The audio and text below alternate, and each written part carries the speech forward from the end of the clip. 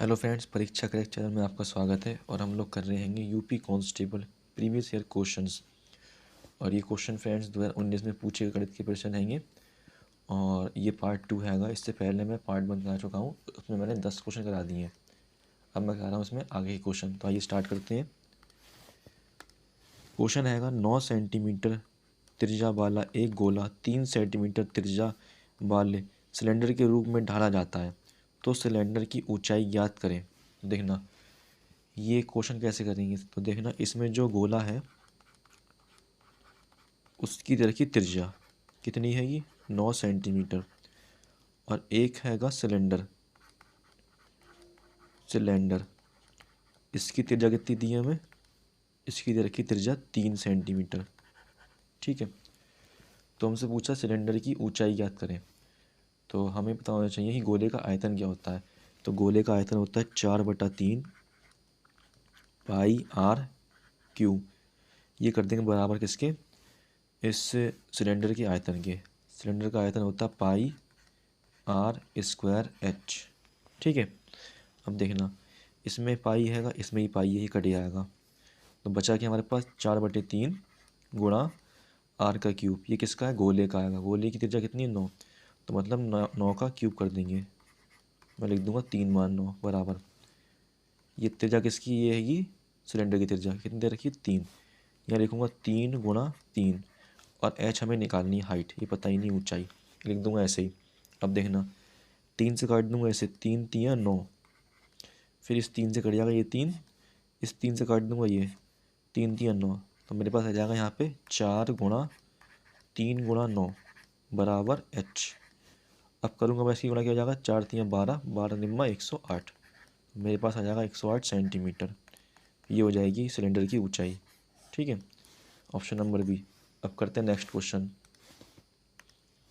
Question है, दो कारों की गति का अनुपात 10:11 है। यदि पहली कार 10 घंटे में 500 किलोमीटर की दूरी तय करती है, तो दूसरी कार की गति क्या है। देखना, हमें स्पीड दे रखी है। पहली कार की स्पीड दी है 10, दूसरी कार की रेशियो दे रखा हैगा 11। तो 10:11 दे रखा है दोनों कार का स्पीड का रेशियो। ठीक है। तो पहली कार 10 घंटे में 50 किलोमीटर की दूरी तय करती है। तो देखना, इसमें पहली कार जो है ना, पहली कार का हमें दे रखा है समय कितना हैगा, 10 घंटे। ठीक है। और हमें दिया है दूरी जो तय कर रही है। ठीक, पहली कार जो दूरी तय कर रही है वो है 50 किलोमीटर। तो यहाँ से मैं निकाल लूँगा पहली कार की स्पीड, चाल। इसे बोलते हैं गति, बोलते हैं चाल ही बोलते हैं, स्पीड भी बोलते हैं। ठीक है। इसका फॉर्मूला होता है दूरी बटे समय। दूरी दी है मुझे 500 किलोमीटर और समय कितना दिया, 10 घंटे। तो जब मैं इसे भाग करूँगा तो मेरे पास आएगा 50 किलोमीटर घंटा। ये आ जाएगी मेरे पास क्या, पहली कार की स्पीड। यहाँ पे रेशियो दे रखा हैगा 10, और जो मेरे पास आई है वो कितनी है, 50 किलोमीटर घंटा। तो ये 10 से कितना ज़्यादा है, तो ये 10 से है 5 गुना ज़्यादा। तो ये भी, इसकी भी स्पीड, दूसरी कार की स्पीड क्या होगी, 5 गुना होगी इससे।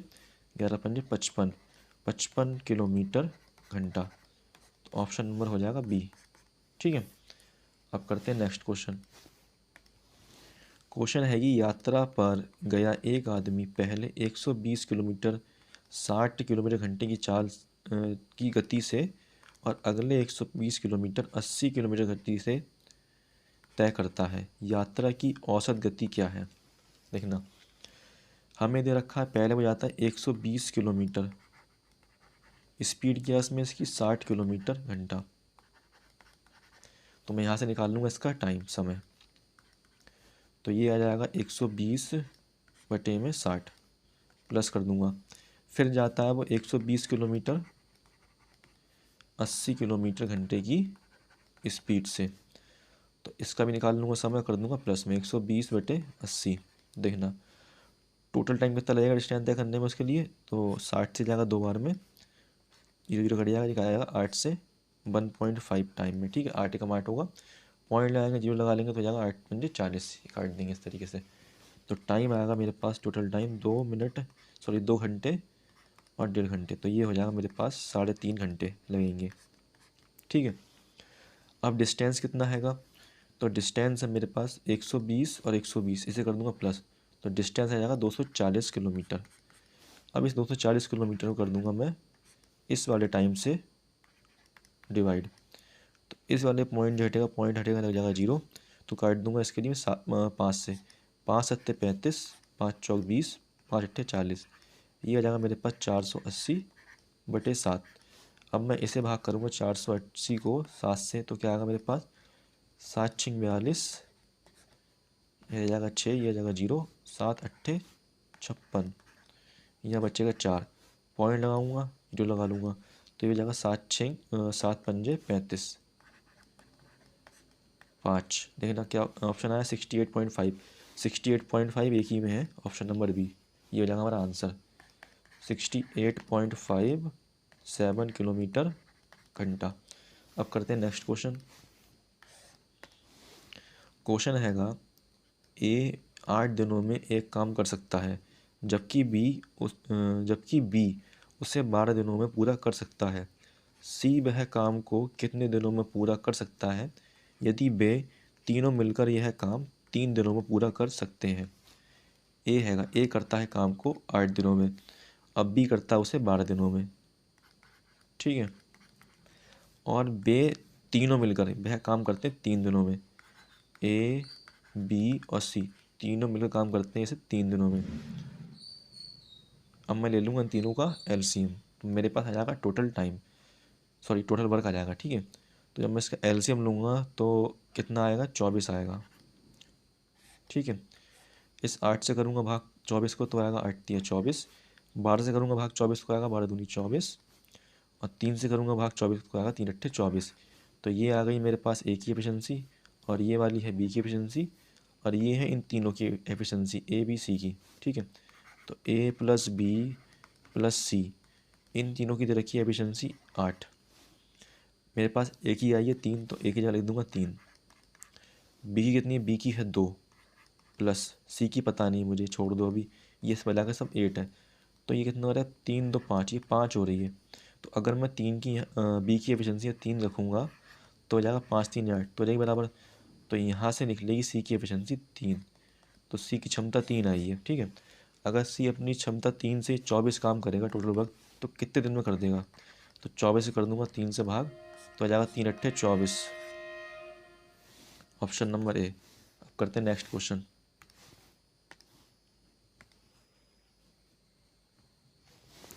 क्वेश्चन आएगा 18 वस्तुएं 15 रुपये की औसत कीमत पर बेची गईं, 12 वस्तुओं की लागत कीमत प्रति वस्तु 16 थी, शेष 6 वस्तुओं में से प्रत्येक का लागत मूल्य ज्ञात करें यदि इस लेन देन में कोई भी लाभ हानि नहीं हुई है।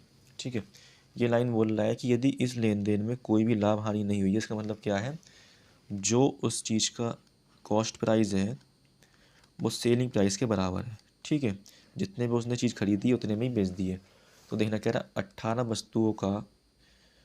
वस्तु 15 रुपये की औसत कीमत पर बेची गई, तो बेची गई मतलब बेचा गया खरीदा गया, बात तो एक ही है, क्योंकि एसपी और सीपी बराबर है। देखना 18 गुणा 15 कर लेंगे, तो यही मेरे पास सीपी आएगा, यही एसपी आएगा, दोनों चीज़ों का 18 चीज़ों का। ठीक है, और कह रहे 12 वस्तुओं की लागत कीमत प्रति वस्तु 16 है, तो 12 वस्तु जो है उसकी लागत कितनी 16 है, तो बची कितनी मेरे पास, बची है क्या 6 वस्तुएं।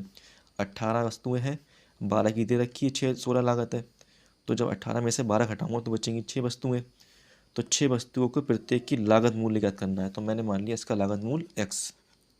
ठीक, अब कर दूंगा सॉल्व, तो जब मैं इसकी इसमें गुणा करूँगा देखो कितना आएगा, 15 अट्ठे 120, 12 हासिल 15 कम 15 और 12 27, ये हो जाएगा।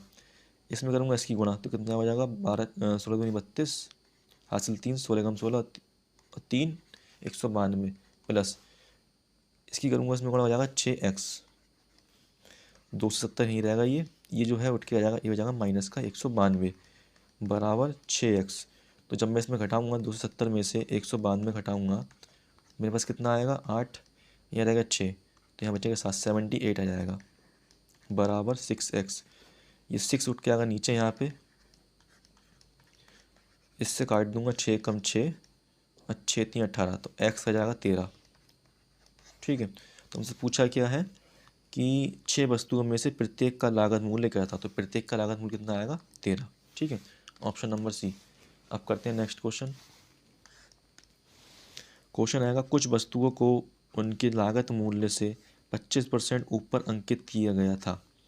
इस तरह की वस्तुओं में से एक को अंकित मूल्य पर 20% लाभ पर बेचा गया और एक दूसरी वस्तु को अंकित मूल्य पर 10% की हानि पर बेचा गया, तो कुल प्रतिशत लाभ क्या है। देखना, कोई भी चीज़, मैंने मान लिया सीपी किसी चीज़ का 100 रुपये है, ठीक, तो इसे 25% ऊपर अंकित किया गया है, तो उसका जो मार्क प्राइस है वो 25% ज़्यादा ऊपर मूल्य पे अंकित किया गया है। तो देखना 100 का 25% क्या होगा, ये होगा 25, तो इस 100 में जोड़ दूंगा 25, तो ये 125 रुपये मतलब अंकित मूल्य पर अंकित किया गया है।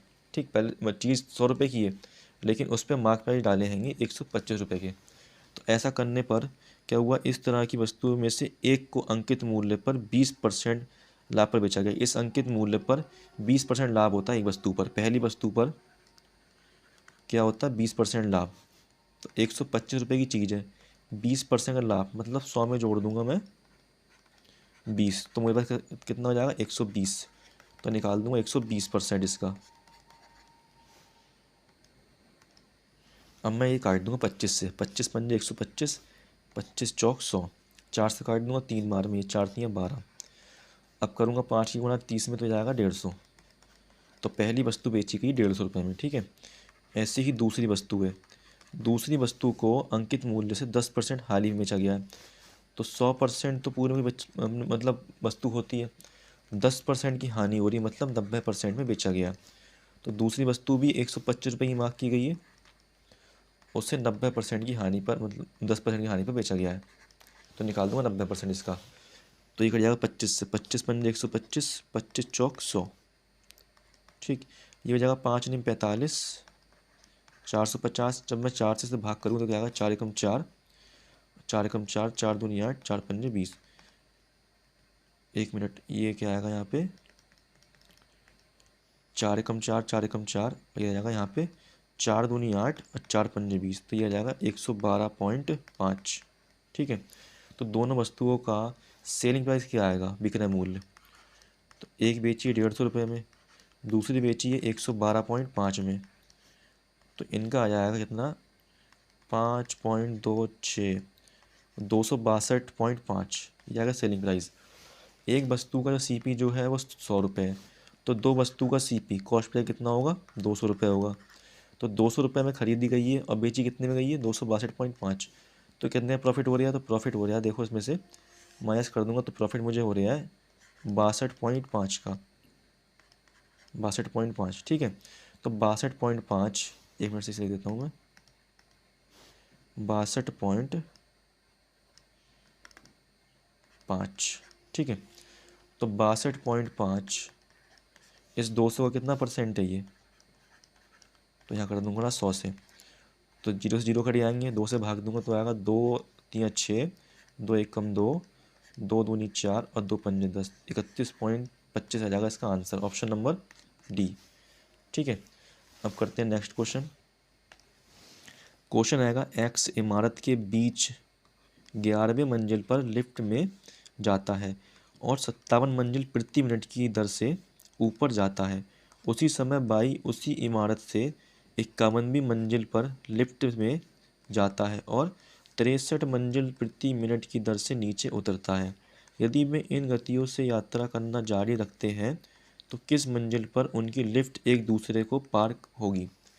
देखना, एक बिल्डिंग है, इस तरीके से बिल्डिंग बनी हुई है। ठीक है, ये बिल्डिंग है, इसमें 2 लिफ्ट लगी हैं। मैंने मान लिया एक लिफ्ट है एक्स की और एक है वाई की। ठीक है, तो इसमें जो पहली लाइन बोल रहा है कि एक्स इमारत के 11वीं मंजिल पर है। मान लिया मैंने 11वीं मंजिल यहाँ पे है। ठीक है, ये है 11वीं मंजिल, यहाँ पे एक्स है, लिफ्ट में जाता है और 57 मंजिल प्रति मिनट की दर से ऊपर जाता है और ये ऊपर जा रहा है किस स्पीड से 57 मिनट प्रति मंजिल, ठीक है, मंजिल की स्पीड से जा रहा है ये, ऊपर जा रहा है ये। फिर कह रहा है उसी समय, ठीक उसी समय बाई उसी इमारत से 51वीं मंजिल पर लिफ्ट में जाता है। मान लिया 51 मंजिल यहाँ पे है इस साइड, ठीक है, 51वीं मंजिल यहाँ पे है, तो ये लिफ्ट से नीचे आ रहा हैगा 63 मंजिल प्रति मिनट की दर से नीचे उतरता है।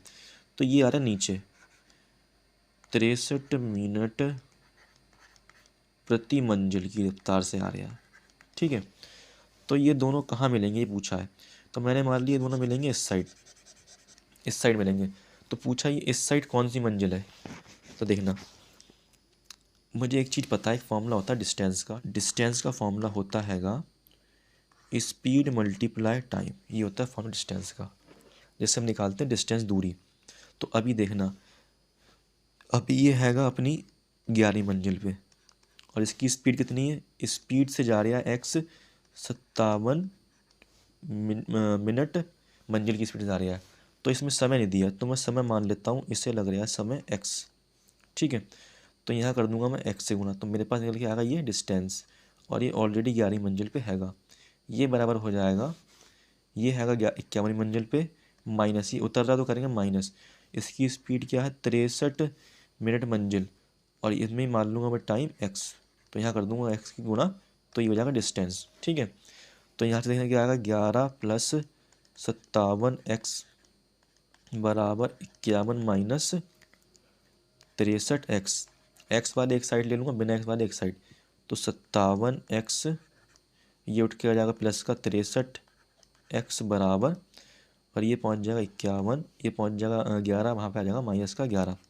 तो ऐसा करने पे क्या आएगा मेरे पास, इसमें जोड़ दूंगा ऐसे तो कितना आएगा 7 3 10 हासिल लगा 1 6 12 120 एक्स बराबर 51 में से क्या आ जाएगा बच्चे कितना 40, तो एक्स आ जाएगा मेरे पास 40/120, इसे काट दूँ तो मेरे पास आएगा 1/3, ठीक है। ये आ गया टाइम, तो टाइम मेरे पास क्या आ गया 1/3। अब ये इक्वेशन मैं इसमें पुट कर दूंगा इस वाले में, ठीक है, चाहे तो इसमें पुट कर दो, आंसर सेम आएगा। तो लिख दूंगा 11 प्लस 57 गुणा 1/3, एक्स जगह आ जाएगा 1/3, तो इससे कर दूंगा काट दूंगा, कितना आएगा 3 एकम 3 3 27। अब 11 प्लस 19 करूँगा तो मेरे पास आएगा 30, तो वो दोनों मिलेंगे 30वीं मंजिल पे, ठीक है। अब करते हैं नेक्स्ट क्वेश्चन।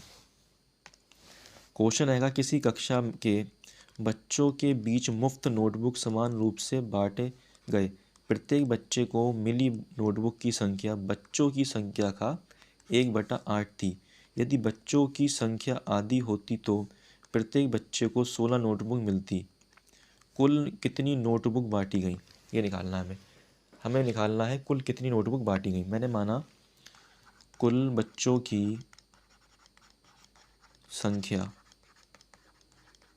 एक्स, ठीक है, मान लूँगा एक्स बच्चे हैं टोटल, तो जो एक्स को बुक मिल रही है तो वो नोटबुक की संख्या बच्चों की संख्या का 1/8 है, तो बच्चों की संख्या एक्स है तो नोटबुक की संख्या इसका 1/8 है, तो ये आ जाएगी x/8, ये आ गई नोटबुक की संख्या नोटबुक, ठीक है।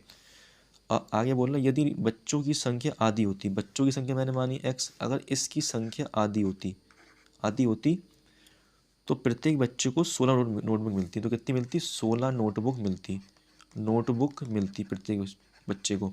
तो देखना मुझे निकालना है कुल कितनी नोटबुक थी, तो निकाल लेता हूँ, पहले निकालूंगा मैं बच्चों की संख्या कितनी है। देखना यहाँ लिखूँगा मैं x गुणा कर दूंगा ये वाला x/8 बराबर हो जाएगा ये x/2 गुणा 16 के, ठीक है। ऐसे काट दूंगा, देखो इस वाले x से ये वाला x कट जाएगा, 2 से कट जाएगा 8 माना 2 एकम 2 2 अट्ठे 16, और ये 8 है जो है वहाँ जाकर हो जाएगा गुणा, तो हो जाएगा ये 64, तो बच्चे आ गए 64। तो मुझे निकालने कुल कितनी नोटबुक बांटी गई, तो मैं इस 8 से कर दूंगा 64 को गुणा, तो मेरे पास क्या आएगा 8 चौक 32 हासिल 3 8 6 48 48 5 51, सॉरी 48 3 51, तो मेरे पास आ जाएगा 512 नोटबुक थी, ठीक है, बांटी गई, तो ऑप्शन नंबर डी, ठीक है फ्रेंड्स। ये इतने ही क्वेश्चन लिए थे फ्रेंड्स, ये पार्ट 2 हैगा जो मैंने कल क्वेश्चन कराए थे, ठीक है, मतलब कल मैंने क्वेश्चन कराए थे 2019 के, उसमें 10 क्वेश्चन कराए थे मैंने। इसमें से जो क्वेश्चन रह गए थे मैंने वो अभी करा दिए, ख़त्म हो गया। ठीक है, 2019 का पेपर, और अब करेंगे आगे के पेपर जो रह गए होंगे। तो फ्रेंड्स, अगर आपको वीडियो पसंद आई हो तो वीडियो को लाइक कर लेना और चैनल को सब्सक्राइब कर लेना। ठीक, अब मिलते हैं नेक्स्ट वीडियो में।